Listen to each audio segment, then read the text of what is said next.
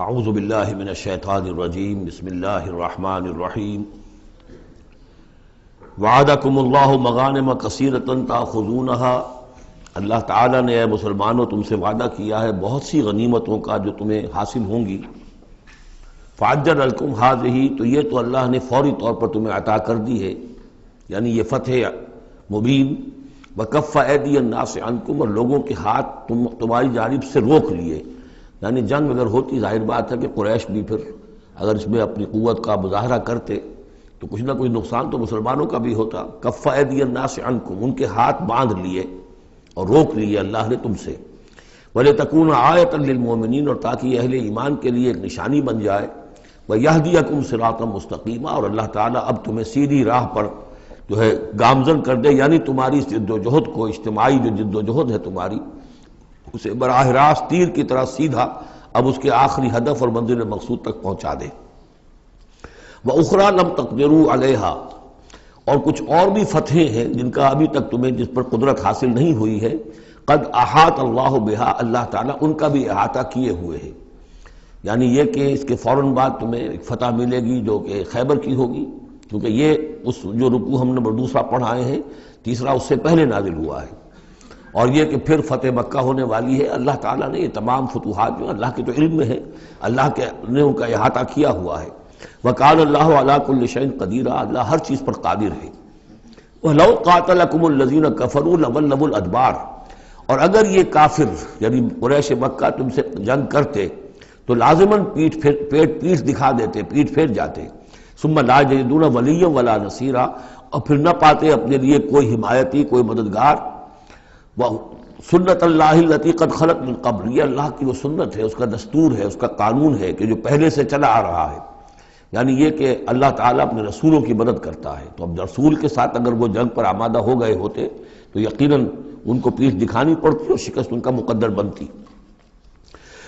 سنت اللہ التی قد خلت من قبل ولن تجد سنت اللہ تبدیلا، اور نہیں پاؤ گے تم اللہ کی سنت اور اللہ کے دستور میں کوئی تبدیلی۔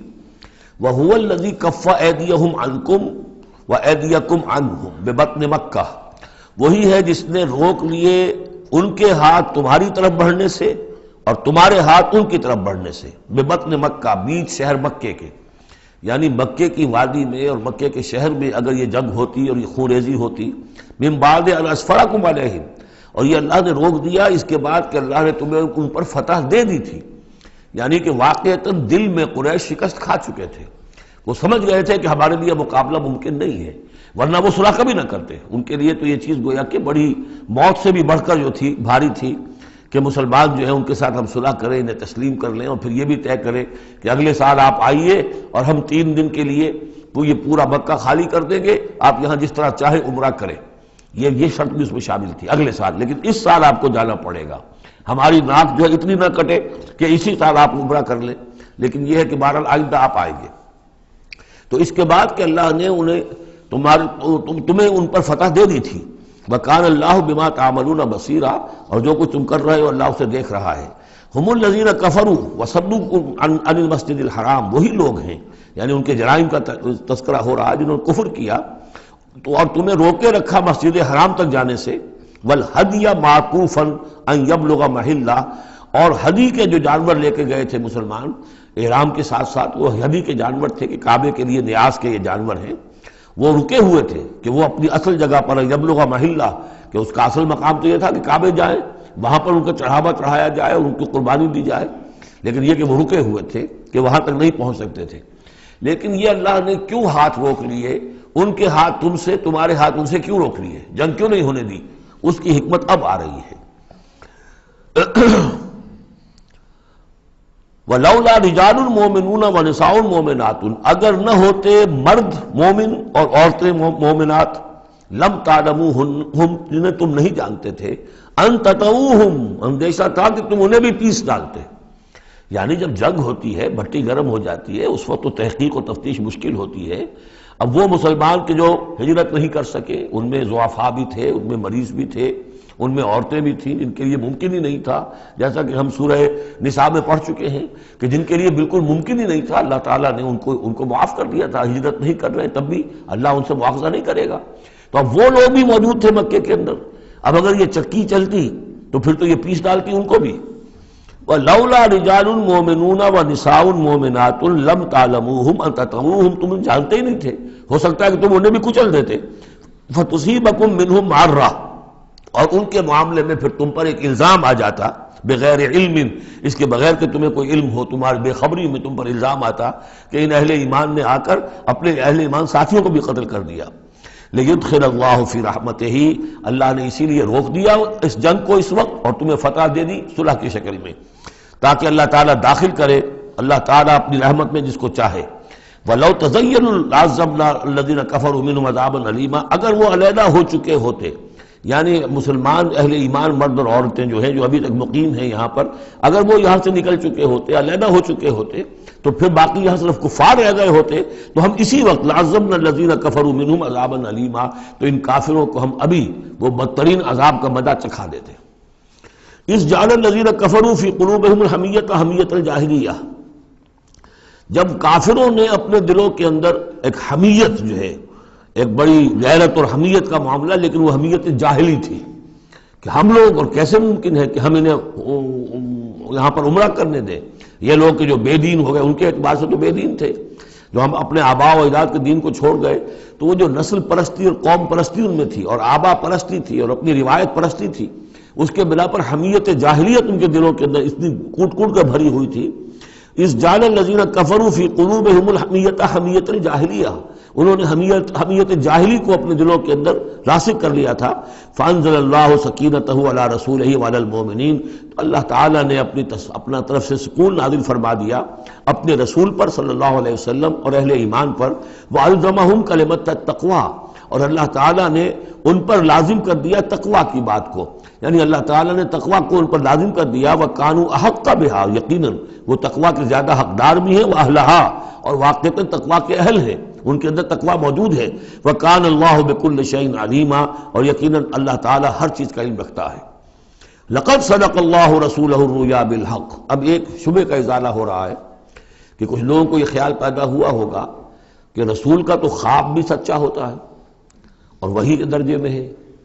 حضور نے ہمیں فرمایا تھا کہ میں نے خواب دیکھا ہے کہ ہم عمرہ کر رہے ہیں تو چلو، اور یہاں ہم عمرہ نہیں کر سکے تو رسول کا خواب جھوٹا ہو گیا. یہ اگر شک کسی کے دل میں پیدا ہوا تو اس کو ظاہر کر رہے ہیں کہ رسول کا خواب جھوٹا نہیں ہوا. یعنی یہ کہ اس میں جب حضور سے پوچھا بھی گیا آپ نے تو فرمایا تھا کہ ہم عمرہ کریں گے، تو آپ نے فرمایا تھا یہ میں نے کب کہا تھا کہ اسی سال ضرور کریں گے، عمرہ کریں گے. چنانچہ اگلے سال وہ عمرہ ہوا. سن 7 میں اسے عمرہ قضا کہتے ہیں، جو صلح حدیبیہ میں طے ہو گیا تھا کہ اگلے سال آپ آئیے عمرہ کیجئے، تو عمرہ قضا جو ہے یہ عمرہ چونکہ رہ گیا تھا درمیان میں ہی بند ہو گیا، تو عمرہ قضا، اس عمرے کی قضا اگلے سال جو ہے سن 7 میں آپ نے دی. اور 3 دن تک قریش نے مکے کو خالی کر دیا، پہاڑوں پر چڑھ گئے، اور مسلمان 3 دن تک مکے کے اندر مقیم رہے، انہوں نے اپنے اطمینان سے عمرہ ادا کیا. تو فرمایا لقد صدق اللہ رسولہ الرؤیا بالحق، اللہ نے بالکل سچا دکھایا خواب اپنے رسول کو، اس میں قطعاً کسی جھوٹ کا شائبہ نہیں. لَتَدْخُلُنَّ الْمَسْجِدَ الْحَرَامَ إِنْ شَاءَ اللَّهُ آمِنِينَ مُحَلِّقِينَ رُؤُوسَكُمْ وَمُقَصِّرِينَ لَا تَخَافُونَ، تم اے مسلمانوں لازماً داخل ہوگے مسجد حرام میں انشاءاللہ پورے امن کے ساتھ، آمنین بے کھٹکے، محلقین رؤوسکم ومقصرین، اپنے سروں کو حلق بھی کراؤ گے اور قصر بھی کراؤ گے. سر منڈوا دینا احرام کھولتے ہوئے یہ گویا کہ حلق ہے، اور چھوٹے بال کر دینا یہ قصر ہے. تو محلقین رؤوسکم ومقصرین لا تخافون، اور تمہیں کوئی اندیشہ نہیں ہوگا. یعنی جو ہو گیا اگلے سال کہ بالکل مکہ خالی، کوئی اندیشہ نہیں، کوئی مڈ بھیڑ نہیں، کسی طرف سے کوئی تانا نہیں، کوئی بری بات بھی سننے میں نہیں آئی، اور وہ سب لوگ جو ہے وہ رہے اپنے پہاڑوں کے اوپر. فعلم ما لم تعلموا، تو اللہ جانتا ہے جو تم نہیں جانتے. فجعل من دون ذلك فتحا قریبا، تو اس کے بعد اللہ تعالیٰ نے ایک بڑی فتح رکھی ہے قریب، یعنی یہ کہ اس کے فوراً بعد اس سے ورے، اس لیے کہ اس عمرہ قضا سے پہلے فتح خیبر ہوئی ہے، اور بہت جو مغانم کا تذکرہ ہو رہا ہے اس میں جو غنیمت آئی ہے بہت نمایاں، وہ غزوہ خیبر کی ہے. ایک تو یہ کہ یہودیوں کا گڑھ تھا، بہت مالدار تھے، پھر یہاں سے جو گئے تھے 2 قبیلے نکل کر گئے تھے، وہ بھی اکثر ان میں سے وہیں آباد ہو گئے تھے، تو وہ ان کی بڑی جمعیت تھی وہاں پر، اور یہودی ویسے مالدار ہوتے ہیں. تو وہاں پہ جو غنیمت ملی ہے مسلمانوں کو، اس کے طرف اشارہ ہو رہا ہے۔ اللہ تعالیٰ نے اس سے پہلے کہ تم عمرہ قضا ادا کرو اور جب تم داخل ہوگے مسجد حرام، اس سے پہلے جو ہے اللہ تعالیٰ تمہیں فتح دے گا، نصیب کرے گا۔ اب وہ آیت آ گئی، هو الذی ارسل رسولہ بالہدی ودین الحق لیظہرہ علی الدین کلہ، یعنی یہ جو سلسلہ اب جا رہا ہے، صراط مستقیم، سیدھا راستہ، کس منزل کی طرف جا رہا ہے؟ دنیا میں مسلمانوں تمہاری جد و جہد کی منزل کیا ہے؟ اللہ کے دین کا غلبہ، اس لیے کہ ہم نے اپنے رسول کو بھیجا ہی اس کام کے لیے۔ یہ سورہ توبہ میں آیت ہم پڑھ چکے ہیں، فرق صرف یہ ہے کہ وہاں پر تھا هو الذی ارسل رسولہ بالہدی ودین الحق لیظہرہ علی الدین کلہ ولو کرہ المشرکون، یہاں آخری حصہ ہے وکفی باللہ شہیدا۔ لیکن سورہ توبہ والی آیت جوں کی توں پھر سورہ صف میں آ جائے گی، وہ بھی اب زیادہ دور نہیں رہی ہے، وہ بھی ہم جلدی پڑھیں گے۔ تو اللہ نے تو بھیجا ہے اپنے رسول کو صلی اللہ علیہ وسلم الہدا دے کر، یعنی قرآن حکیم جو ہدایت کاملہ ہے، نو انسان را پیام آخری حامل وہ رحمت للعالمین، هو الذی ارسل رسولہ بالہدی ودین الحق، اور دین حق دے کر بھیجا ہے۔ یہ دین کی بات کیجئے، اب دیکھیے الدین، ان اقیم الدین، اللہ کے دین کو قائم کرو۔ ام لہم شرکاء شرعوا لہم من الدین ما لم یأذن بہ اللہ، کیا ان کے شریکوں نے بھی کوئی دین دیا ہے انہیں؟ اللہ نے انہیں دین حق دیا ہے، اور دین حق اس لیے دیا ہے کہ اسے غالب کرے کل کے پورے نظام زندگی کے اوپر، پورے نظام زندگی پر۔ وہی ہے جس نے بھیجا ہے اپنے رسول کو صلی اللہ علیہ وسلم بالہدا، ہدایت دے کر، قرآن دے کر، ودین الحق، اور سچا دین، حق دین، عادلانہ نظام زندگی دے کر، لیظہرہ علی الدین کلہ، تاکہ وہ غالب کرے اسے کل کے کل نظام زندگی پر، وکفی باللہ شہیدا، اور کافی ہے اللہ مدد کے لیے۔ عام طور پر ترجمہ یہاں پر گواہ کا کیا گیا ہے، آپ نے دیکھا ہوگا، لیکن یہاں اس لفظ شہید کا مطلب جو مدد کے ہے۔ اس کے لیے یہ کہ نوٹ کیجئے جو سورہ بقرہ کے تیسرے رکوع میں آیا تھا، فَإِن كُنتُمْ فِي رَيْبٍ مِّمَّا نَزَّلْنَا عَلَىٰ عَبْدِنَا فَأْتُوا بِسُورَةٍ مِّن مِّثْلِهِ وَادْعُوا شُهَدَاءَكُم مِّن دُونِ اللَّهِ إِن كُنتُمْ صَادِقِينَ، بلا لو اپنے مددگاروں کو اللہ کے سوا اگر تم سچے ہو۔ تو چونکہ اصل میں شہیدہ کے معنی تو ہے حاضر ہونا، شہیدہ یشہد، کسی کی موجودگی اور حاضری، جو موجود ہوتا ہے وقوع پر وہی صحیح گواہی دینے کا اہل ہے، اس لیے اس کے معنی گواہی کے پیدا ہو گئے، اور جو موجود ہو وہی آپ کی مدد بھی کر سکتا ہے، اس لیے اس کے معنی مددگار کے بھی ہیں۔ آپ کا کوئی دوست ہے، بڑا آپ کا بہی خواہ ہے، لیکن جب آپ پر کچھ ستم ہو رہا تھا، ظلم ہو رہا تھا، زیادتی ہو رہی تھی، وہ موجود ہی نہیں تھا بیچارہ، وہ کیا کرے گا؟ آپ کی مدد نہیں کر سکتا۔ تو مددگار بھی معنی ہے لفظ شہید کے۔ وَكَفَى بِاللَّهِ شَهِيدًا، اللہ کافی ہے مددگار کی حیثیت سے۔ محمد الرسول اللہ والذین معہ، یہ وہ جماعت ہے جو اس بیعت کی بنیاد پر وجود میں آئی ہے۔ نوٹ کر لیجئے اس بات کو، یہ بیعت کے تذکرے کے ساتھ اب یہ آیت آ رہی ہے۔ محمد الرسول اللہ صلی اللہ علیہ وسلم ایک بیعت تو وہ لیتے تھے کہ جو کوئی ایمان لاتا تھا، ایمان کی بیعت، لیکن جو آپ نے اہل مکہ سے کبھی نہیں لی، بلکہ وہاں تو جس نے بھی کہہ دیا اشہد ان لا الہ الا اللہ واشہد ان محمد رسول اللہ، کوئی فارمل ڈیکلریشن، کوئی اور اس کے لیے کوئی سمبولک کوئی اقدام نہیں تھا، الا یہ کہ کوئی باہر سے آتا تھا تو بیعت ہوتی تھی۔ اس کے بعد آپ نے بیعت مکے میں دو لی ہیں، بیعت عقبہ اولیٰ، بیعت عقبہ ثانیہ۔ اور بیعت عقبہ ثانیہ کی بیعت وہ ہے کہ جس سے اب وہ ایک جماعتی شکل بنی ہے، اس لیے کہ اس کے الفاظ کیا ہیں؟ متفق علیہ روایت ہے، یہ بخاری اور مسلم دونوں میں، راوی اس کے حضرت عبادہ بن ثابت رضی اللہ تعالیٰ عنہ۔ وہ بیعت کیا تھی؟ بایعنا رسول اللہ صلی اللہ علیہ وسلم علی السمع والطاعۃ فی العسر والیسر والمنشط والمکرہ وعلی عثرۃ علینا وعلی لا ننازع الامر اہلہ وعلی ان نقول بالحق اینما کنا لا نخاف فی اللہ لومۃ لائم۔ ہم نے بیعت کی تھی اللہ کے رسول سے کہ آپ کا ہر حکم سنیں گے اور مانیں گے، اطاعت کریں گے، فی العسر والیسر، خواہ مشکل ہو اور خواہ آسانی ہو، والمنشط والمکرہ، خواہ ہماری طبیعت آمادہ ہو، خواہ ہمیں اپنی طبیعتوں پر جبر کرنا پڑے، وعلی عثرۃ علینا، خواہ ہم پر دوسروں کو ترجیح دی جائے، ہم کبھی نہیں کہیں گے کہ ہم آپ کے پرانے ساتھی ہیں، آپ نے بالکل ایک نووارد کو ہمارے اوپر امیر کیسے مقرر کر دیا، نہیں، اٹس یور پریروگیٹو، یہ آپ کا اختیار ہوگا، جس کو آپ چاہیں امیر بنائیں۔ وعلیٰ اللہ ننازع امر اہلہ، جنہیں آپ والی امر بنا دیں گے، امیر بنا دیں گے، ان سے بھی ہم جھگڑیں گے نہیں، ان سے تعاون کریں گے، ان کی اطاعت کریں گے۔ جیسے کہ ایک اور حدیث میں حضور نے فرمایا، من اطاعنی فقد اطاع اللہ ومن عصانی فقد عصی اللہ، جس نے میری اطاعت کی اس نے اللہ کی اطاعت کی، اور جس نے میری نافرمانی کی اس نے اللہ کی نافرمانی کی۔ ومن اطاع امیری فقد اطاعنی، جس نے میرے مقرر کردہ امیر کی اطاعت کی اس نے میری اطاعت کی۔ ومن اطاع امیری فقط ومن عصا امیری فقط عصانی، جس نے میرے مقرر کردہ امیر کی نافرمانی کی اس نے میری نافرمانی کی۔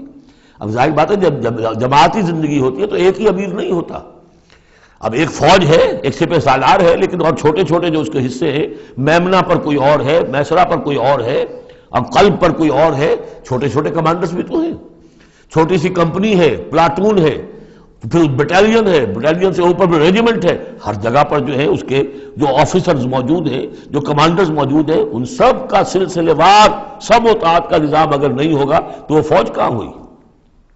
اس طرح ایک جماعت ہے، ایک پورے ملک کے اندر جماعت ہے، اس کا امیر ہے، پھر اس کے کئی صوبائی اس کی شاخیں اس کے امیر ہیں، تو یہ تو نظام اس طرح چلے گا۔ تو یہاں پر وَعَلَىٰ أَن نَّقُولَ بِالْحَقِّ أَيْنَمَا كُنَّا، اور آخری بات جو تھی اس بیعت کے اندر کہ ہم جہاں کہیں بھی ہوں گے حق بات ضرور کہیں گے، مشورہ مانگا جائے گا مشورہ دیں گے، وی ول ناٹ ہولڈ بیک اور اوپینینز، ہم اپنی رائے دیں گے، حق بات کہیں گے جہاں کہیں ہوں گے، لیکن اس کے بعد جو فیصلہ ہوگا فَإِذَا عَزَمَ الْأَمْرُ، جیسا کہ ہم پڑھ چکے ہیں، جب فیصلہ ہو جائے تو پھر یہ کہ اللہ اور اس کے رسول کی اطاعت لازم ہے۔ تو فرمایا یہ محمد رسول اللہ والذین معہ کی جو جماعت بنی ہے اس شکل میں، اس قتال کے مرحلے کے شروع ہونے سے پہلے منہج انقلاب نبوی میں اقدام کا مرحلہ جب آیا ہے، پیسو ریزسٹنس جب ایکٹیو ریزسٹنس میں چینج ہو رہی ہے، تو اب وہ ایک نظم جماعت کی شکل ہے، اور وہ بیعت عقبہ ثانیہ کی بنیاد پر وجود میں آیا۔ محمد رسول اللہ والذین معہ اشداء علی الکفار رحماء بینہم، اللہ کے رسول، یہ اس میں دو طرح ترجمے اس کے کیے جاتے ہیں، محمد اللہ کے رسول ہیں، یہ ایک جملہ پورا ہو گیا، والذین معہ اشداء علی الکفار رحماء بینہم، اور جو ان کے ساتھ ہیں وہ کافروں پر بہت بھاری ہیں اور آپس میں بہت رحم دل ہیں۔ اور ایک ترجمہ یہ بھی ہے کہ محمد رسول اللہ والذین معہ، یہ سب مل کر مبتدا بنی، اللہ کے رسول محمد اور جو ان کے ساتھ ہیں ان سب کی شان یہ ہے کہ اشداء علی الکفار رحماء بینہم، وہ کفار کے حق میں بڑے سخت ہیں لیکن آپس میں بہت رحم دل ہے، رحیم ہے، شفیق ہے۔ یہ ہم پڑھ چکے ہیں سورہ مائدہ میں بھی، اذلۃ علی المؤمنین اعزۃ علی الکافرین، اہل ایمان کے حق میں وہ بہت ہی نرم خو ہو، حلقہ یاراں تو بریشم کی طرح نرم، رزم حق و باطل ہو تو فولاد ہے مومن۔ یہ شان جو ہے بندہ مومن کی قرآن مجید میں دو جگہ آئی ہے۔ تراہم رکعا سجدا یبتغون فضلا من اللہ ورضوانا، تم دیکھو گے ان کو کبھی سجدے میں گرے ہوئے ہوں گے اور کبھی رکوع کر رہے ہوں گے، وہ اپنے رب کے فضل کے متلاشی رہتے ہیں ہر دم ہر آن، اور اللہ کی رضا چاہتے ہیں۔ سیماہم فی وجوہہم من اثر السجود، اور ان کی جو نشانی ہے وہ ان کے چہروں میں جو اثرات پیدا ہوتے ہیں سجدے سے۔ سجدے سے عام طور پر تو خیال یہ ہوتا ہے کہ یہی جو گٹا پڑ جاتا ہے یہی سجدے کا نشان ہے، لیکن اس کے علاوہ بھی نمازیوں کے چہرے میں ان کی نماز کی ایک کیفیت ہوتی ہے، نورانیت ہوتی ہے کہ جو ان کے چہروں کے اندر موجود ہوتی ہے۔ ذالک مثلہم فی التوراۃ، یہ ہے ان کی مثال اور تمثیل جو تورات میں آئی تھی، ومثلہم فی الانجیل، اور انجیل میں جو ان کی مثال دی گئی تھی وہ یہ ہے کزرع اخرج شطأہ، جیسے ایک کھیتی وہ اپنا پٹھا نکالتی ہے، فآزرہ، پھر اسے گاڑھا کرتی ہے، فاستغلظ، اور فاستوى، اس کو مضبوط کرتی ہے اور پھر اسے گاڑھا کرتی ہے، فاستوى علی سوقہ، پھر اپنی نال پر کھڑی ہو جاتی ہے۔ چھوٹی سی کوئی کوپل پھوٹتی ہے، پھر وہ بڑھتی ہے، نرم سی ہے، پھر ذرا اس کا جو تنا بنتا ہے اس کے اوپر پھر کھڑی ہو جاتی ہے سیدھی۔ یہ جس طریقے سے درجہ بدرجہ یہ جو زراعت ہو رہی ہے، یہ کھیتی ہو رہی ہے، اس کا نتیجہ کیا نکلتا ہے؟ یعجب الزراع، جو زراعت کرنے والا ہے، جو کاشتکار ہے، اسے بڑی بھلی لگتی ہے، آیا آج دیکھا اپنی کھیتی کو اپج آئی ہے، نکل آئی ہے، اس کے بعد یہ کہ اب بڑھ رہی ہے، پک رہی ہے، اب کھیتی لہرا رہی ہے، اس کے اوپر سٹے آ گئے ہیں۔ یعجب الزراع لیغیظ بہم الکفار، تاکہ اس سے دل جلے کافروں کا۔ اب یہاں اس سے واضح ہو گیا یہاں زراع کون ہے؟ یہ کھیتی صحابہ کرام کی کھیتی ہے جو پھل رہی ہے، پھول رہی ہے، اور اس کا کاشتکار کون ہے؟ محمد الرسول اللہ صلی اللہ علیہ وسلم۔ تب حضور کے ساتھ آپ کو معلوم ہے کہ جب انتقال ہوا ہے ابو طالب کا تو وہ مشکل 125 آدمی تھے، 150 آدمی تھے۔ آپ کی ایسی پوزیشن بھی نہیں تھی کہ اپنے بل پر مکے میں رہ سکتے، اسی لیے طائف گئے تھے، کوئی آلٹرنیٹ بیس مل جائے میں وہاں منتقل کر دوں اپنی اس دعوت کا اور اپنی اس تحریک کا مرکز، لیکن یہ کہ وہاں سے خالی ہاتھ آنا پڑا تھا۔ ایک وہ دور تھا کہ جس میں پھر ایک مشرک کی امان لے کر مکے میں داخل ہو سکے، مطعم بن عدی کی۔ آج ایک دور یہ ہے کہ 1400 یا 1800 آدمی جو ہیں وہ بیعت موت کی ہے انہوں نے، اور ان کو اس پر جو ہے ملال ہے کہ دم کر صلح کیوں کی ہے۔ ان کی جو حمیت ایمانی ہے اور غیرت ایمانی ہے وہ ملال اس پر ہے، وہ جان بچنے کی کوئی خوشی نہیں ہے انہیں، وہ تو کہہ کہ ہم نے دب کر کیوں سنا کریں، ہم اپنی جانیں دینے کے لیے تیار ہیں۔ کھیتی جو ہے اپج رہی ہے، تو فرمایا کزرع اخرج شطأہ فآزرہ فاستغلظ فاستوى على سوقه يعجب الزراع ليغيظ بهم الكفار وعد الله الذين آمنوا وعملوا الصالحات منهم مغفرة واجرا عظیما۔ اللہ نے وعدہ کیا ہے ان لوگوں سے جو ایمان لائے اور نیک عمل کیے، ان میں سے جو واقعتاً جنہوں نے ایمان اور عمل صالح کا حق ادا کر دیا کہ ان کے لیے مغفرت بھی اجر عظیم بھی ہے۔ یہاں جو مولانا عثمانی صاحب نے حاشیہ لکھا مجھے بہت پسند آیا کہ اگرچہ حضور کے سارے ساتھی جو ہیں وہ سب کے سب وہی تھے کہ جو ایمان اور عمل صالح کا حق ادا کر چکے تھے، پھر بھی منہم کی ایک قید لگا کر گویا کہ ان کو یہ بات بتا دی گئی ہے کہ اصل معاملہ ہے کہ موت تک انسان قائم رہے اس پر، مبادا بعد میں کہیں کسی کے اندر کوئی تزلزل پیدا ہو جائے، ورنہ یہ کہ اگر کسی کو اس طرح کا یقین دلا دیا جائے تو اس سے تو یہ کہ پھر اطمینان پیدا ہو جائے گا۔ ہونا یہ چاہیے کہ آخری وقت تک ڈرتا رہے آدمی، بین الخوف والرجا کی کیفیت رہے کہ کہیں ایسا نہ ہو کہ میں پھر کہیں آج جس مقام پر اللہ نے مجھے پہنچا دیا ہے کہیں پاؤں پھسل جائے۔ مغفرت و اجر عظیم کا اللہ نے وعدہ فرمایا۔ اب یہ سورہ مبارکہ آ گئی سورۃ الحجرات۔ میں ابتدا میں عرض کر چکا ہوں کہ اس کی حیثیت ایک ضمیر میں کی ہے، جوڑا ہے سورہ فتح اور سورہ محمد، اور وہ بالکل اپنے اس کے ترتیب کے اعتبار سے بالکل صحیح جوڑا ہے۔ یہ در حقیقت سمجھیے کہ سورہ فتح کی چند آیات کی مزید وضاحت ہے۔ مثلا سورہ فتح میں ہم نے یہ پڑھا تھا وَلِتُعَزِّرُوهُ وَتُوَقِّرُوهُ، اللہ کے رسول کی تعظیم، توقیر، ان کی مدد، ان کی نصرت، یہ تمہارے لیے لازم ہے۔ پھر ہم نے ابھی پڑھا اہل ایمان کے لیے تمہیں رحم دل ہونا چاہیے، اہل ایمان کے لیے تمہارا طرز عمل جو ہے وہ بہت ہمدردانہ، نیک، بھلائی کا، خیر خواہانہ ہونا چاہیے۔ یہ ساری چیزیں جو ہیں اس میں اب سامنے آ رہی ہیں۔ اور دوسرے یہ کہ یہ جو اب دین کے غلبے کی جد و جہد ہے اس کے لیے جہاد کی اہمیت کیا ہے دین کے اندر، اس کی اصل حیثیت کیا ہے، اس کو بھی اس سورہ مبارکہ میں واضح کیا گیا۔ تو سورہ حجرات کل 18 آیات ہیں، 2 رکوعوں پر مشتمل ہے، لیکن جیسا کہ میں نے عرض کیا تھا مسلمانوں کی جو اجتماعی زندگی، معاشرتی زندگی ہونی چاہیے، مسلمانوں کا مسلمانوں کے ساتھ کیسا سلوک ہونا چاہیے، مسلمانوں کا کیا رویہ ہونا چاہیے محمد الرسول اللہ صلی اللہ علیہ وسلم کے ساتھ، اور پھر یہ کہ اسلامی ریاست کی بنیاد کیا ہے، دستوری بنیاد کیا ہے، اور اس کی اصل میں اساس جو ہے وہ کس چیز پر قائم ہے، یہ ساری چیزیں اس سورہ مبارکہ میں بیان ہوئی ہیں۔ بسم اللہ الرحمن الرحیم، یا ایھا الذین آمنوا لا تقدموا بین یدی اللہ ورسولہ واتقوا اللہ ان اللہ سمیع علیم۔ اہل ایمان مت آگے بڑھو اللہ اور اس کے رسول سے، اور اللہ کا تقوی اختیار کرو، اللہ سب کچھ سننے والا ہے، سب کچھ جاننے والا ہے۔ یہ پہلی آیت جو ہے یہ گویا کہ ہر اسلامی ریاست کی دفعہ نمبر 1 ہے، یا ہم یہ کہہ سکتے ہیں دفعہ نمبر 1 تو یہ ہو کہ یہاں حاکمیت اللہ کی ہے، لیکن حاکمیت اللہ کی کیسے یہاں پر ہوگی؟ تنفیذ یہ ہے کہ اللہ اور اس کے رسول نے جو حدود قائم کر دی ان سے تجاوز نہیں ہوگا۔ چنانچہ یہ دفعہ ہمارے ہر دستور میں موجود رہی ہے، no legislation will be done repugnant to the Quran and the Sunnah, یہ موجود ہے، لیکن ایک ہاتھ سے یہ دفعہ یعنی اسلام ڈال کر اور دوسرے ہاتھ سے نکال لیا گیا۔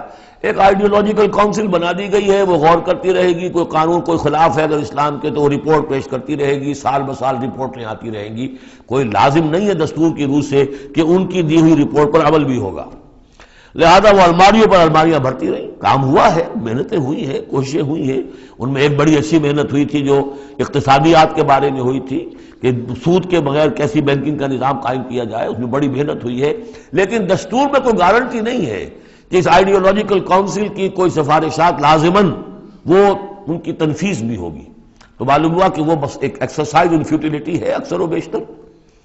تو فرمایا پہلی بات تو یہ طے کر لو کہ اللہ کا حکم اور اس کے رسول کا حکم، کتاب اور سنت، no legislation can be done here repugnant to the book of Allah Quran and the Sunnah of the profit صلی اللہ علیہ وسلم۔ یہ ہے اصل الاصول، یہ ہے دفعہ، کہ اس دفعہ سے اب یہ ریاست اسلامی بن گئی کہ جو بھی لیجسلیٹو باڈی آپ بنائیں، اسے آپ پارلیمنٹ کہیں، اسے مجلس ملی کہیں، اسے آپ کانگریس جو چاہیں کہیں، اس کی لیجسلیٹو اتھارٹی جو ہے وہ لمیٹڈ ہے، limited by the injunctions of the Quran and the سنہ۔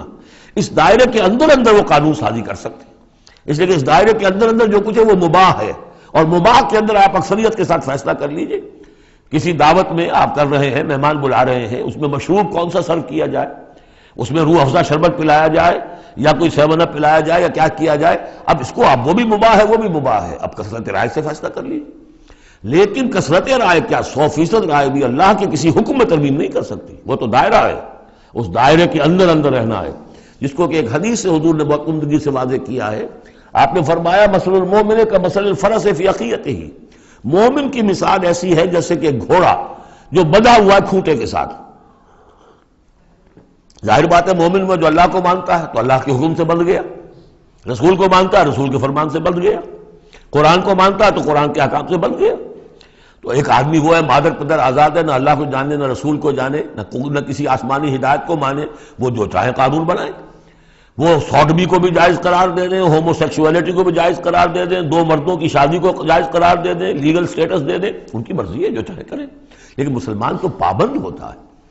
تو پہلی یہ آیت جو ہے انتہائی اہم ہے، اور گویا کہ اس کی ترجمانی ہے جو پاکستان کے دستور میں وہ الفاظ لکھے ہوئے ہیں، no legislation can be done here repugnant to the Quran and Sunnah۔ یا ایھا الذین آمنوا لا تقدموا بین یدی اللہ ورسولہ واتقوا اللہ ان اللہ سمیع علیم۔ اس کے بعد جو آ رہی ہیں 4 آیتیں، یہ خاص طور پر حضور کے ساتھ کیا طرز عمل ہونا چاہیے۔ دستوری بنیاد اسلامی ریاست کی یہ آ گئی، اللہ اور اس کے رسول کے احکام کی اطاعت، لیکن ایک ہماری ثقافت، ہماری تہذیب، ہمارے کلچر کی ایک بنیاد ہے، اور وہ بنیاد کیا ہے؟ حضور کی تعظیم، حضور سے محبت، حضور کے نقش قدم کی پیروی، آپ کے سرتابی نہ کرنا، آپ کے آواز کے مقابلے میں اپنی آواز بلند نہ کرنا۔ اب یہ آ رہا ہے، یہ ہے وہ توقروہ و تعزروہ، یہ گویا کہ اس کی شرح ہے۔ یا ایھا الذین آمنوا لا ترفعوا اصواتکم فوق صوت النبی، اہل ایمان اپنی آواز کبھی بلند نہ کرنا نبی کی آواز پر، ولا تجہروا لہ بالقول کجہر بعضکم لبعض، اور جس طرح تم آپس میں بلند آواز سے ایک دوسرے سے بات کر لیتے ہو، ایسی حرکت کوئی نبی کے ساتھ نہ کر بیٹھنا۔ ان تحبط اعمالکم، مبادا تمہارے سارے اعمال حبط ہو جائیں۔ تم سمجھو گے میں نے کوئی گناہ کبیرہ تو نہیں کیا ہے، میں نے چوری نہیں کی، ڈاکہ نہیں ڈالا، زنا نہیں کیا، کچھ نہیں کیا، لیکن نہیں، گستاخانہ طرز عمل نبی کی شان میں یہ تمہارے سارے کاموں کو حبط کر دے گا، اکارت کر دے گا۔ وانتم لا تشعرون، تمہیں پتہ بھی نہیں چلے گا۔ ان الذین یغضون اصواتهم عند رسول اللہ اولئک الذین امتحن اللہ قلوبهم للتقوی، ایک چیز کو ایک منفی انداز میں بھی کہا، اب یہ کہ مثبت انداز میں، شاباش دینے کے انداز میں، بے شک وہ لوگ جو اپنی آوازیں پست رکھتے ہیں رسول اللہ کے سامنے، یہی وہ لوگ ہیں کہ جن کے دلوں کو اللہ نے چن لیا ہے، امتحان کر کے جانچ پرکھ کر چن لیا ہے، اختیار کر لیا ہے تقوی کے لیے۔ اب ان کے دلوں میں اللہ تعالیٰ تقوی زیادہ سے زیادہ پیدا کر دے گا۔ لہم مغفرۃ واجر عظیم، ان کے لیے مغفرت ہے اور بہت بڑا اجر ہے۔ ان الذین ینادونک من وراء الحجرات اکثرهم لا یعقلون، یہ بھی ایک سوء ادب تھا، اور یہ ویسے بھی عام معاشرت کے اعتبار سے بھی سوء ادب ہے۔ وہ لوگ آتے تھے بدو باہر سے، اب حضور کا اپنے معمولات تھے، کس وقت آپ کو برآمد ہونا ہے اپنے حجرے سے، اور وہ باہر سے کھڑے ہو گئے، یا محمد اخرج علینا، آئیے ذرا باہر تشریف لائیے۔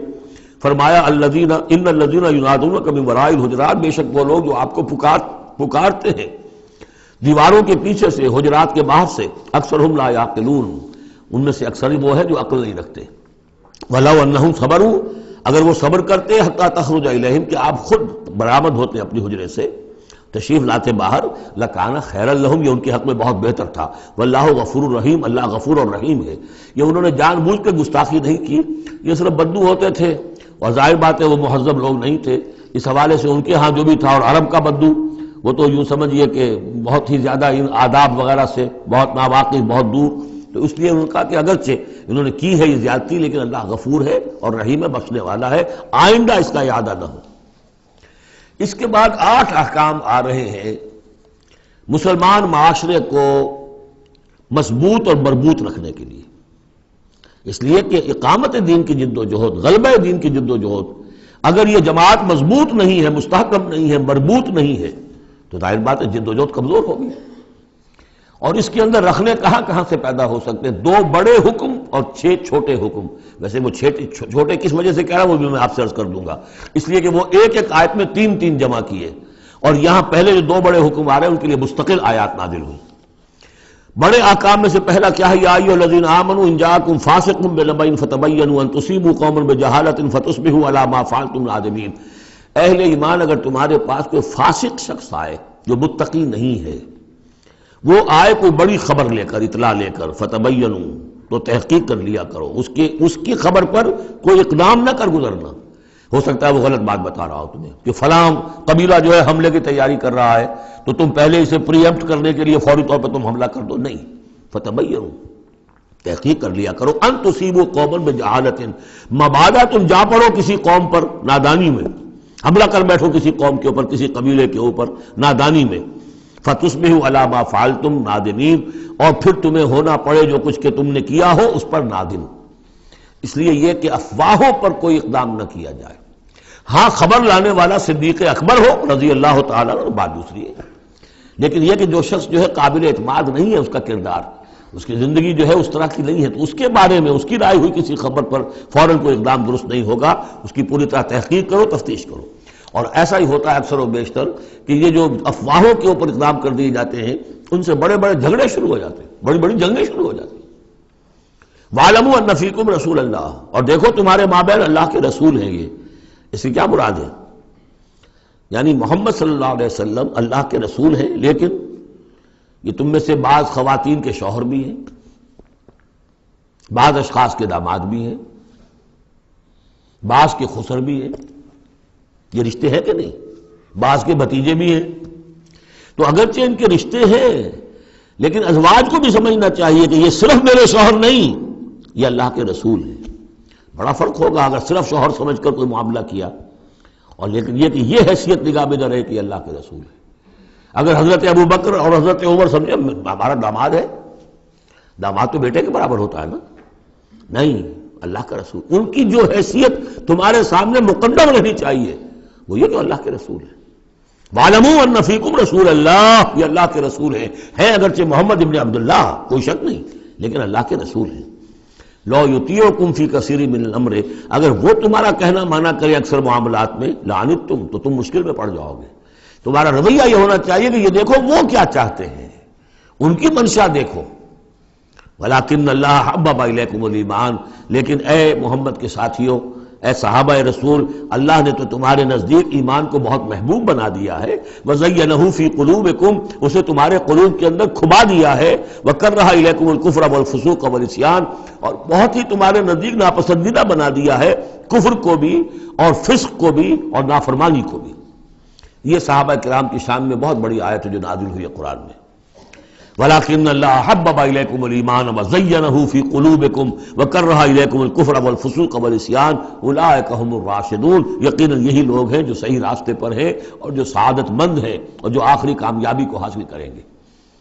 فضلا من اللہ ونعما، اور یہ فضل ہے اللہ کی طرف سے، انعام ہے اس کا، احسان ہے۔ واللہ علیم الحکیم، اللہ سب کچھ سننے والا، اللہ ہر چیز کا علم رکھنے والا اور کمال حکمت والا ہے۔ اب دوسرا حکم آ رہا ہے، وَإِن طَائِفَتَانِ مِنَ الْمُؤْمِنِينَ اقْتَتَلُوا، آخر اہل ایمان بھی انسان ہیں، جھگڑا ہو سکتا ہے، اختلاف ہوگا، اختلاف سخت ہو جائے جھگڑا ہو جائے گا، جھگڑا سخت ہو جائے قتال بھی ہو جائے گا۔ آخر حضرت علی اور حضرت عائشہ کے مابین جنگ ہوئی کہ نہیں؟ حضرت علی اور امیر معاویہ کے درمیان جنگ ہوئی کہ نہیں؟ یہ کون ہے؟ کس کو ہم کہہ دیں گے کافر؟ معاذ اللہ ثم معاذ اللہ۔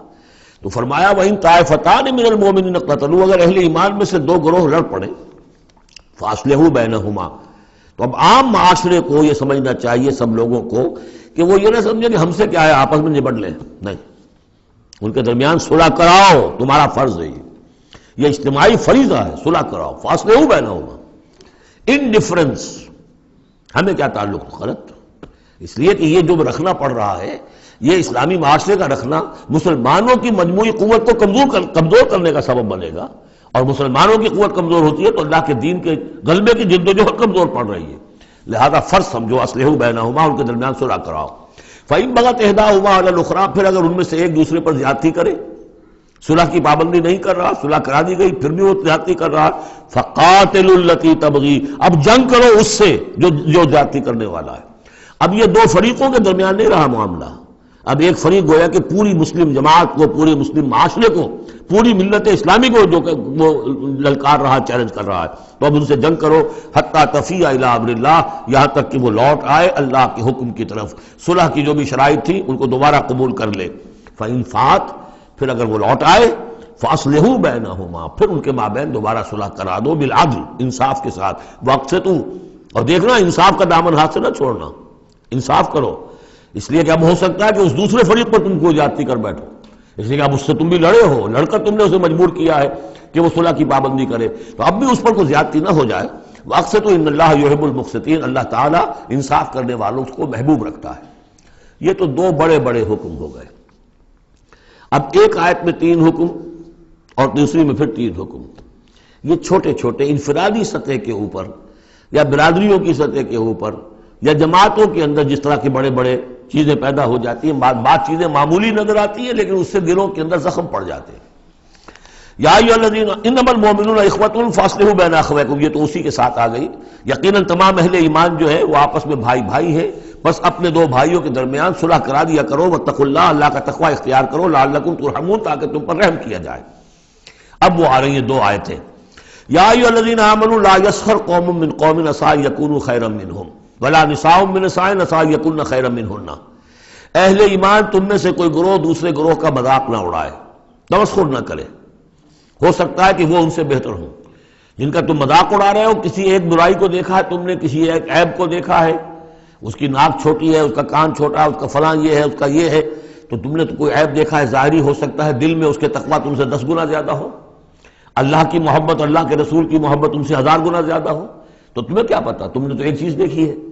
اسی طرح عورتیں دوسری عورتوں کا مذاق نہ اڑائیں، عسیٰ ان یکن خیرا منہن، ہو سکتا ہے کہ وہ جن کا مذاق اڑایا جا رہا ہے وہ اللہ کی نگاہوں میں بہتر ہو ان سے جو مذاق اڑا رہی ہیں۔ ایک حکم تو ہو گیا تمسخر نہ ہو۔ ولا تلمزوا انفسکم، اپنے آپ کو عیب نہ لگاؤ، اپنے آپ کو عیب لگانا یعنی اپنے بھائیوں پر عیب نہ لگاؤ، آخر وہ تمہاری ہی اس ملت کا فرد ہے، امت کا فرد ہے، تو اس کو عیب لگا تو تمہیں عیب لگا، اس لیے فرمایا بہت ہی بلیغ الفاظ ہے، ولا تلمزوا انفسکم ولا تنابزوا بالالقاب، اور لوگوں کے چڑانے والے نام نہ رکھ لیا کرو۔ کسی جماعت کا نام کچھ اور ہے، اس کو چڑانے کے لیے نام کچھ اور رکھ لیا گیا ہے، یا اور کسی فرد کے لیے، کسی گروہ کے لیے، تو یہ جو ہے ایک دوسرے کے اوپر اس طریقے سے ڈال دینا اور نام ان کے اوپر کہ جو ان کو پسندیدہ نہیں ہے، یہ 3 کام ہو گئے، ایک آیت میں روکا گیا۔ اس کی وجہ سے اکثر ایسا ہوتا ہے، کبھی ایک دوست آپ ایک خاص قسم کا مذاق اس سے کر رہے ہیں یا کسی لفظ سے اس کو چھیڑتے ہیں، 100 دفعہ وہ سن لیتا ہے، کوئی اثر نہیں ہوتا، کسی وقت کوئی عجیب کیفیت ہوتی ہے اس کی کہ اس کے دل میں جا کر زخم کی طرح لگ جاتا ہے اور پھر وہ دل کا رشتہ ٹوٹ جاتا ہے، اور ایک ایسی جو ہے اس کے اندر گرا پڑ جاتی ہے، پھر کھولے نہیں کھل سکتی۔ لہذا محتاط رہو۔ بئس الاسم الفسوق بعد الایمان، ایمان کے بعد تو برائی کا نام بھی برا ہے، کیوں ان چیزوں میں جا رہے ہو؟ تمہیں تو ایمان کو سمجھنا چاہیے کہ اللہ نے تمہیں اتنی بڑی فضیلت دی ہے، تو ان گندگیوں کی طرف جو ہے تم متوجہ ہی نہ ہو۔ وَمَن لَّمْ يَتُوب فَأُولَٰئِكَ هُمُ الظَّالِمُونَ، اور جو باز نہیں آئیں گے تو وہی ہے کہ جو ظالم ہے اللہ کی نگاہ میں۔ تو ترغیب بھی ہے، تشویق بھی ہے، سمجھانے کا انداز بھی ہے اور ڈانٹ ڈپٹ بھی ہے۔ باز نہیں آؤ گے تو اللہ کی نگاہ میں پھر تم ظالم ہو۔ اگلی آیت میں پھر 3 چیزیں، وہ پہلی 3 چیزیں رو در رو ہوتی ہیں آمنے سامنے، اور یہ 3 چیزیں وہ ہیں جو غیب میں ہوتی ہیں، پیٹھ پیچھے ہوتی ہیں۔ یا ایھا الذین آمنوا اجتنبوا کثیرا من الظن ان بعض الظن اسم، اہل ایمان زیادہ ظن کرنے سے بچو، خام خواہ گمان بٹھا لینا کسی کے بارے میں، جب تک کہ کوئی بات ظاہر نہ ہو جائے، کسی کی طرف سے کوئی روش یا رویہ یا کوئی اقدام جو ہے واضح طور پر سامنے نہ آ جائے، اپنے دل میں خام خواہ کوئی اس کے بارے میں جس کو ہم کہتے ہیں سوء ظن پیدا کر لینا۔ ان بعض الظن اسم، بعض ظن جو ہے وہ تو گناہ کے درجے تک پہنچ جائیں گے، اس لیے کہ تم نے اپنے دل میں بات بٹھا لی ہے حالانکہ اس میں وہ شے ہے ہی نہیں، لہذا یہ تمہاری طرف سے گویا کہ ایک تہمت ہو رہی ہے اس کے اوپر، قلبی طور پر تو تہمت ہو گئی۔ ولا تجسسوا، اور دوسری بات یہ ہے کہ ایک دوسرے کے حالات کی ٹوہ میں نہ رہو۔ بہرحال اسلامی ریاست ہوگی تو جاسوسی کا ایک محکمہ بھی ہوگا، وہ تو اپنی جگہ پر ہے، لیکن افراد کی سطح پر خام خواہ فلاں اس گھر میں کیا ہو رہا ہے، کیوں ہو رہا ہے، یہ دونوں بھائیوں کے معاملات کیا ہیں، کیا وجہ ہے، لڑائی کیوں نہیں ہوتی ان میں، کچھ لوگوں کی ہوتی ہے، تلاش میں رہتے ہیں ایسی چیزوں کی۔ ولا تجسسوا، تجسس مت کرو۔ ولا یغتب بعضکم بعضا، اور تم میں سے کوئی دوسرے کی غیبت نہ کرے، کسی کے پیٹھ پیچھے غیر موجودگی میں اس کی کوئی برائی نہ بیان کرے، چاہے وہ برائی بالفعل اس میں ہو۔ حضور سے پوچھا گیا کہ حضور اگر وہ برائی اس میں ہو، آپ نے فرمایا تبھی تو غیبت ہے، اگر برائی ہے نہیں تو تہمت ہو گئی، وہ تو غیبت سے دوہرا جرم ہو گیا۔ لیکن یہی ہے کہ کسی مسلمان بھائی کی غیر موجودگی میں اس کی کوئی برائی بیان نہ کی جائے۔ اَیُحِبُّ أَحَدُکُمْ أَن یَأْکُلَ لَحْمَ أَخِیہِ مَیْتًا، کیا تم میں سے کوئی شخص اسے پسند کرے گا کہ وہ اپنے کسی مردہ بھائی کا گوشت کھائے؟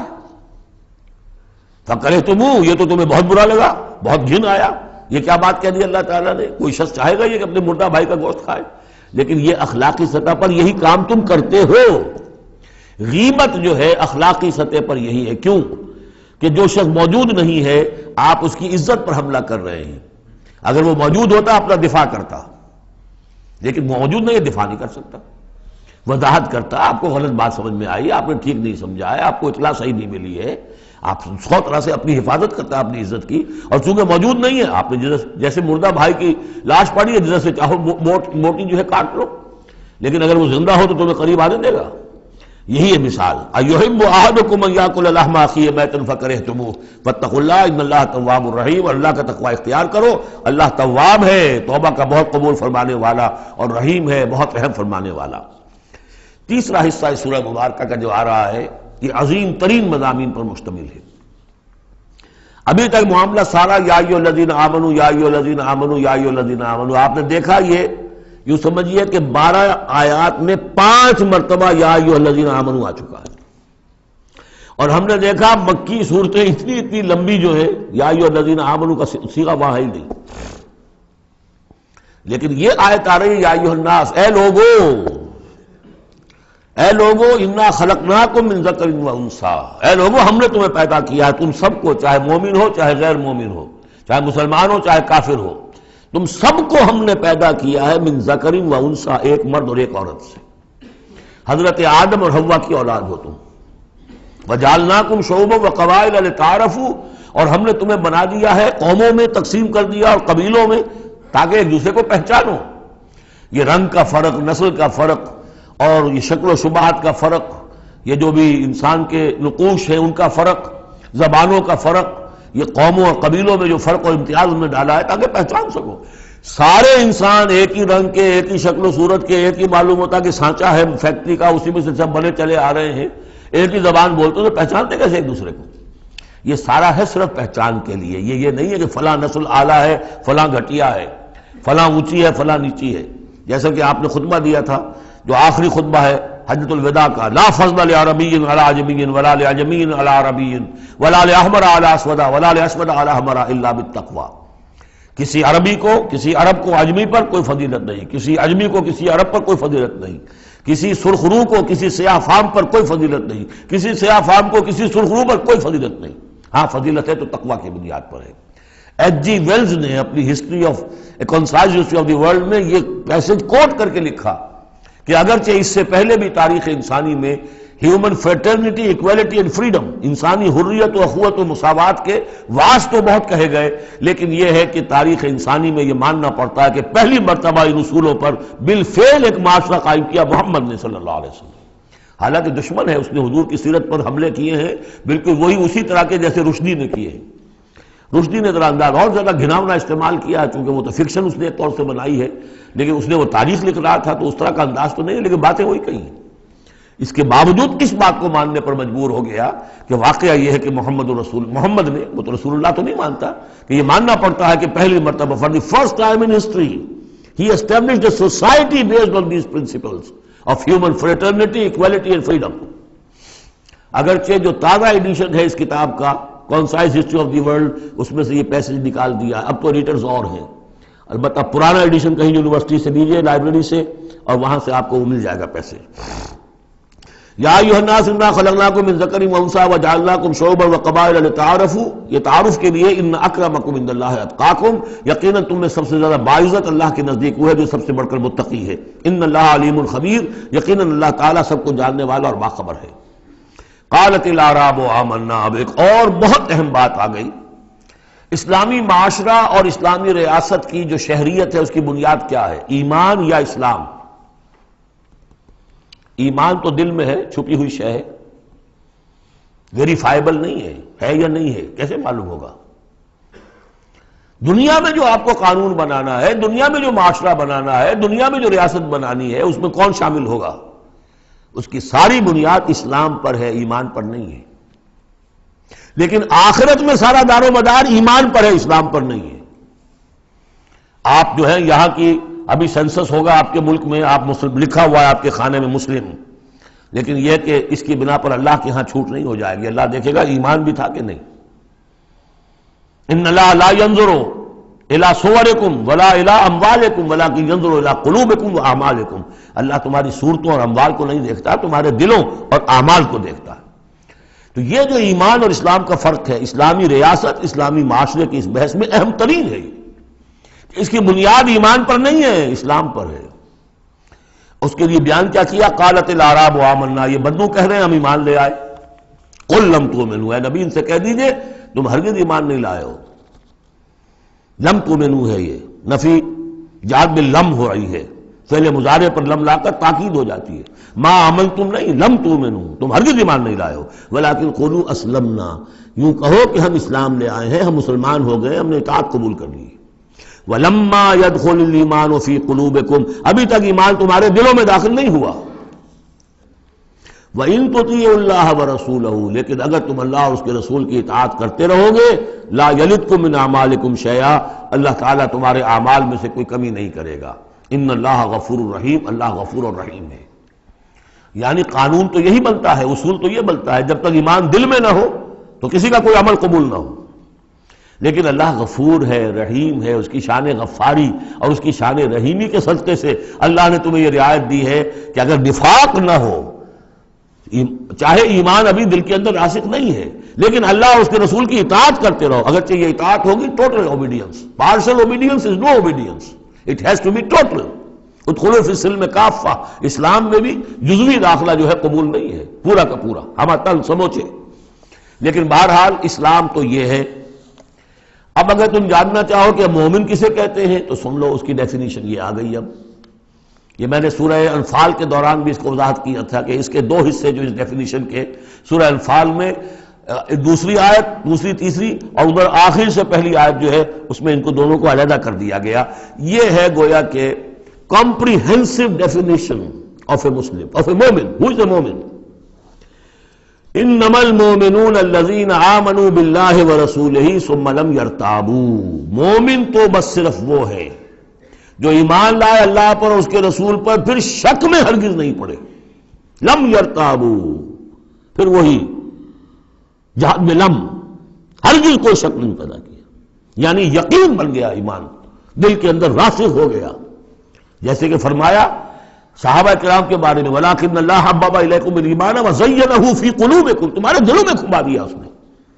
جب تک ایمان دل میں داخل نہیں ہوا، دل میں راسخ نہیں ہوا، صرف زبان پر ہے آمنت باللہ وملائکتہ وکتبہ ورسلہ، یہ اسلام ہے۔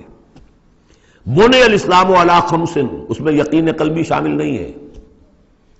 شہادت اللہ الہ الا اللہ وان محمد رسول اللہ، زبان سے گواہی کہ اللہ کے سوا کوئی معبود نہیں اور محمد اللہ کے رسول ہے، وإقام الصلاۃ وإیتاء الزکوٰۃ وصوم رمضان وحج البیت۔ اس لیے کہ ایمان ذرا کسی اور شے کا نام ہے۔ وہ ایمان کیا ہے؟ اس کے دو حصے کر دیے۔ اب یہ اس شہادت سے نیچے یقین قلبی والی بات ایڈ ہو جائے اور ادھر عمل میں جہاد ایڈ ہو جائے تو 7 چیزیں ہوں گی تو اب یہ مومن شمار ہوگا۔ 5 چیزیں تو اسلام کو تو ہونی ہے۔ مومن جو ہے وہ مسلم تو ہوگا ہی لا محالہ، لیکن اس سے اوپر کی منزل ہے تو 2 چیزیں اور بڑھ جائیں گی۔ وہ کیا ہے؟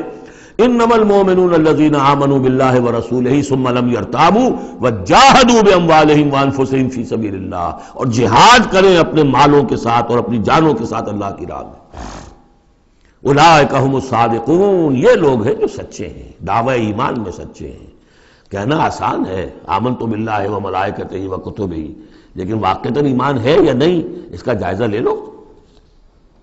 جیسا کہ میں نے عرض کیا، باطل کے نظام کے تحت زندگی گزارتے ہوئے اگر اس کو ذہناً قبول کیا ہوا ہے، اس کی چاکری کر رہے ہیں، اسی کی خدمت کر رہے ہیں اور اپنی توانائیاں صرف کر رہے ہیں اسی نظام کے تحت پھلنے اور پھیلنے اور پھولنے میں، زیادہ کمائیں، زیادہ بڑے گھر میں رہیں، زیادہ شاندار محل ہو، زیادہ ہماری کار لمبی ہو، ہمارا یہ ہو، ہمارا وہ ہو، سارا دن رات اور سارا خون پسینہ اسی کام کے لیے ہوا، وہ مومن نہیں ہو سکتا۔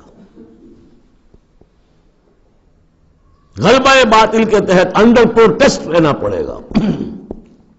ایسے رہنا ہوگا جیسے کہ جیل میں انسان رہتا ہے. الدنیا سجن المومن و جنت الکافر. اور یہ کہ اپنی توانائی میں سے منیمم سبسسٹنس لیول پر جو آپ کے وجود کو برقرار رکھنے کے لیے ناگزیر ہو اس حد تک تو اپنے وقت اور توانائی اور اپنی قوت اور صلاحیت میں لگائے آپ اپنے اور اپنے اہل و عیال کی ضروریات پوری کرنے کے لیے. باقی سارا وقت، ساری صلاحیت، ساری قوت اللہ کے دین کو غالب کرنے کی جد و جہد، نظام باطل کو جڑ سے اکھیڑ کر پھینک کر اور اللہ کے دین کو قائم کرنے کی جد و جہد. اگر یہ نہیں ہے، اگر یہ نہیں تو بابا پھر سب کہانیاں ہیں. پھر یہ اسلام کا دعویٰ ہے. اسلام تو ہے، مانے گے تم دنیا میں تم مسلمان عورت سے شادی کر سکتے ہو، مسلمان باپ کی وراثت تمہیں مل جائے گی، قانونی حقوق سارے تمہارے مسلمانوں کے ہوں گے، اسلامی ریاست میں تم مکمل شہری شمار ہو جاؤ گے، لیکن مومن شمار نہیں ہوگے اللہ کے ہاں. قالت الاعراب، یہ آیات تو ایسی ہیں کہ یہ یاد کر لیجئے آج کی رات. قالت الاعراب آمنا قل لم تؤمنوا ولكن قولوا اسلمنا. معلوم ہوا علیحدہ کر دیا ہے، بالکل واحد مقام ہے یہ قرآن مجید کا جس میں اسلام اور ایمان کو یوں کر دیا علیحدہ. کہ ایک گروہ ایسا بھی تھا جس کے بارے میں کہا گیا ایمان تمہارے دلوں میں تاحال داخل نہیں ہوا. البتہ اس آیت سے بعض لوگوں کو یہ مغالطہ ہو جاتا ہے کہ یہ منافقین کی بات نہیں ہے. اس لیے کہ منافقین کا تو کوئی عمل قبول نہیں اللہ کے ہاں. یہاں کہا جا رہا ہے کہ اگر تم اللہ اور اس کے رسول کی اطاعت کرتے رہو گے اللہ تمہارے اعمال میں کوئی کمی نہیں کرے گا. تاریخی پس منظر سمجھ لیجئے، جب اللہ تعالیٰ نے عرب میں حضور کو غلبہ عطا کر دیا، اذا جاء نصر اللہ والفتح ورأیت الناس يدخلون فی دین اللہ افواجا. اب ظاہر بات ہے کہ تمام قبائل کے اندر بیٹھ کر مشورے ہوئے، it's no use continuing resistance. اب تو بہرحال فیصلہ کن فتح محمد کو ہو گئی ہے، اب ہم مقابلہ نہیں کر سکتے، کوئی اور راستہ نہیں، جاؤ اور جا کر وفد بھیجو اور اطاعت قبول کر لو اور اسلام قبول کر لو. تو وہ اطاعت بھی تھی اسلامی ریاست کی، ساتھ ہی اسلام قبول کرنا بھی تھا کہ ہم نے مان لیا جی. اس لیے کہ وہاں سے تو الٹیمیٹم آ چکا تھا جو سورہ توبہ میں ہم پڑھ چکے ہیں کہ یہ صرف 4 مہینے کی مہلت ہے، اس کے بعد اگر تم ایمان نہ لائے تو فَإِذَا انْسَلَخَ الْأَشْهُرُ الْحُرُمُ فَاقْتُلُوا الْمُشْرِكِينَ حَيْثُ وَجَدتُّمُوهُمْ. تو اس کے بعد ایمان لانا ان کے لیے لازم تھا اگر رہنا عرب کے اندر. لیکن یہ کہ ان میں 3 طرح کے لوگ تھے. ایسے بھی یقیناً تھے جو خلوص دل سے ایمان لائے، ایسے بھی لوگ تھے جو دھوکہ دینے کے لیے ایمان لائے، جان بچانے کے لیے. یہ 2 ہو گئی ویلیوز، پازیٹو اور نیگیٹو. بیچ میں پازیٹو اور نیگیٹو کے مابین ایک زیرو لیول آتا ہے. زیرو لیول وہ تھا کہ دل میں نہ دھوکے کی نیت ہے نہ حقیقتاً ایمان دل میں پیدا ہوا ہے، لیکن اسلام لے آئے، ٹھیک ہے ہم تیار ہیں. وہ ہے جن کا ذکر کیا جا رہا ہے. قالت الاعراب آمنا قل لم تؤمنوا ولكن قولوا اسلمنا. تم یہ کہو کہ ہم اسلام لے آئے. ولما يدخل الايمان في قلوبكم، ابھی تک ایمان تمہارے دلوں میں داخل نہیں ہوا. وَإِن تُطِيعُوا اللَّهَ وَرَسُولَهُ لَا يَلِدْكُم مِّنْ أَعْمَالِكُمْ شَيْئًا. اگر اللہ اور اس کے رسول کی اطاعت کرتے رہو گے اللہ تمہارے عمل میں سے کچھ بھی گھٹائے گا نہیں، کم نہیں کرے گا. بلکہ آگے چل کر یہ بات واضح ہو جائے گی کہ اگر اللہ اور اس کے رسول کی اطاعت کرتے رہو گے تو ایمان بھی تمہارے دلوں میں پیدا ہو جائے گا. اس لیے کہ ایمان سے عمل صالح پیدا ہوتا ہے اور عمل صالح سے بھی ایمان پیدا ہوتا ہے.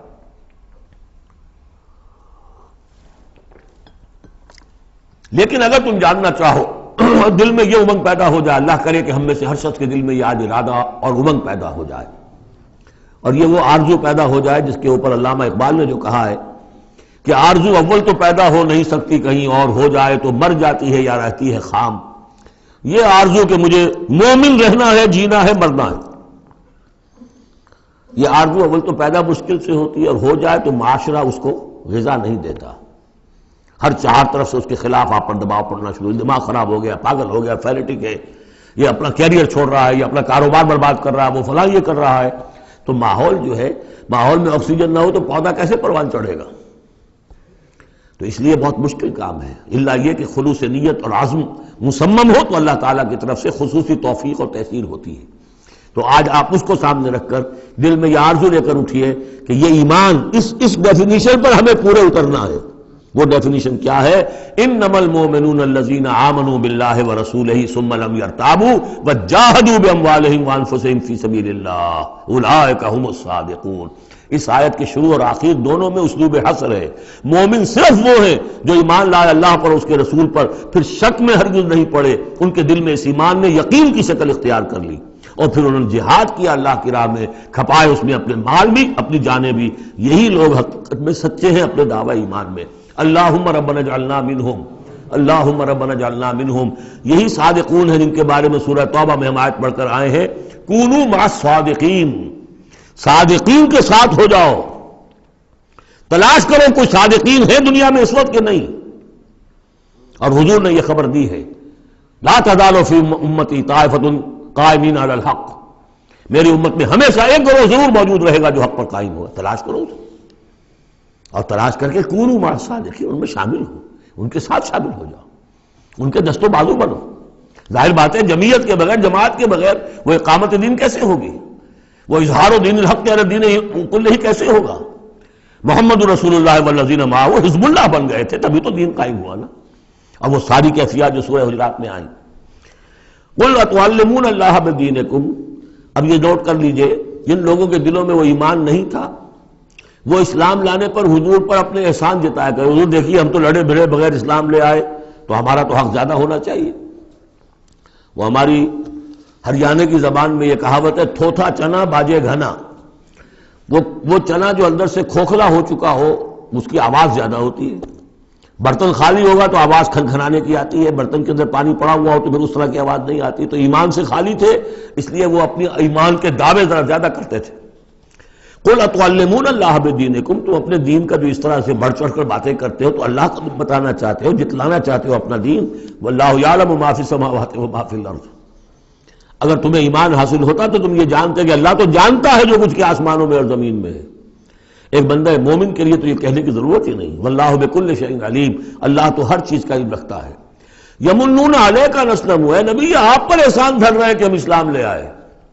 قل لا تمنوا علی اسلامکم، اے نبی ان سے کہہ دیجئے مجھ پر اپنے اسلام کا کوئی احسان مت دھرو، بل اللہ یمن علیکم، بلکہ اللہ تم پر احسان دھرتا ہے، ان ہداکم للایمان ان کنتم صادقین، کہ اس نے تمہیں ایمان کے راستے پر ڈال دیا ہے اگر تم سچے ہو۔ جب اسلام پر آ گئے ہو تو ایمان کے راستے پر چڑھ گئے ہو، اگر سچے ہو گے تو اب ایمان تمہارے اندر پیدا ہو جائے گا۔ اطاعت رسول کرتے رہو گے، اطاعت اللہ الہی کرتے رہو گے، نمازیں پڑھو گے، روزے رکھو گے، زکوٰۃ دو گے خوش کے ساتھ، تو ان اعمال کی بدولت ان کی نورانیت تمہارے قلوب کے اندر اترے گی اور اس سے تمہارے اندر ایمان پیدا ہو جائے گا۔ دیکھیے یہاں لفظ اسلام آیا تھا، پھر یمنون علیک ان اسلموا، یہ آپ پر احسان دھر رہے ہیں کہ وہ اسلام لے آئے۔ قل لا تمنوا علی اسلامکم، اے نبی کہہ دیجیے مجھ پر اپنے اسلام کا احسان مت دھرو، بل اللہ یمن علیکم، بلکہ یہ تو اللہ تم پر احسان دھر رہا ہے، ان ہداکم للایمان، کہ یہ جو تمہیں اسلام لانے کی توفیق دے دی اس نے، تو اس نے گویا کہ ایمان کی سڑک پر ڈال دیا، تمہیں اس راستے پر ڈال دیا ہے کہ جو ایمان تک لے جائے گی۔ ان کنتم صادقین، اگر تم اپنے اسلام میں صادق ہو۔ ہاں اسلام منافقانہ لائے ہو تو بات اور ہے، دل میں عداوت ہے، دشمنی ہے، صرف جان بچانے کے لیے اگر نیت یہی ہے تو پھر تو ظاہر بات ہے کہ نہ اسلام ہے اور نہ ایمان ہے، اگرچہ قانون اور پھر بھی مسلمان مانے جائیں گے۔ منافقین بھی آخری وقت تک مسلمان مانے گئے، منافقین جو ہے یہاں تک کہ رئیس المنافقین عبداللہ ابن ابی کی نماز جنازہ حضور نے پڑھائی ہے۔ یہ تو غزوہ تبوک کے بعد ہوا، پھر کہ منافقین کو ننگا بھی کیا گیا، اور مسجد جو انہوں نے بنائی تھی مسجد زرار وہ گرا بھی دی گئی، وہ سب کچھ ہوا بعد میں ہوا، پہلے نہیں۔ غزوہ تبوک تک کا معاملہ یہ تھا کہ پردہ پڑا ہوا تھا۔ بل اللہ یمن علیکم ان ہداکم للایمان ان کنتم صادقین ان اللہ یعلم غیب السماوات والارض، یقیناً اللہ تعالیٰ جانتا ہے آسمانوں اور زمین کی تمام چھپی ہوئی چیزیں، غائب اور غیب اللہ کے علم میں ہے، واللہ بصیر بما تعملون، اور جو کچھ تم کر رہے ہو اللہ اسے دیکھ رہا ہے۔ بارک اللہ لی ولکم فی القرآن العظیم ونفعنی وإیاکم بالآیات والذکر الحکیم۔